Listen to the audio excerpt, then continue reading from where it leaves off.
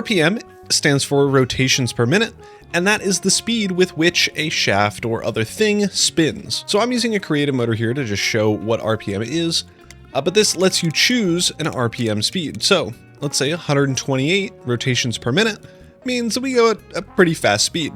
If we bump this up to 256, double the speed, double the rotations per minute, double the fast. The next thing is SU. Let's bump this down to 1 and hover over this with our engineer's goggles. I'll show you how to make those in a little bit, but as you can see, as we're hovering over this, you can see the kinetic stress impact is 16,000 SU at the current speed. SU in the game stands for stress units. That's basically the power. So in other mod packs that may be RF or FE, so I'll explain this once we get into the water wheel power generation section, but SU in general means you need to generate more SU than you're using. And as a reminder, RPM is the speed that the thing is spinning. In general, the slower it's spinning, the less SU it uses.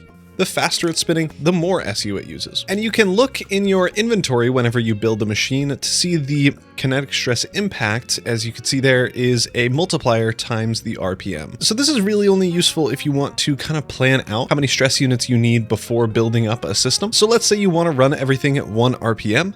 The mechanical pump here is going to take up 4 stress units, the crushing wheel 8 stress units, and the mechanical mixer 4. So if we bump this to 1 and we put our crushing wheel on top, you can see that my math was right. We generate 8 SU, and that is the case for everything. So let's bump it up to 100. It'll use 800 stress units. So that's what those numbers mean. I don't think I've ever really used them, honestly. It's not super useful, but it can be in certain circumstances.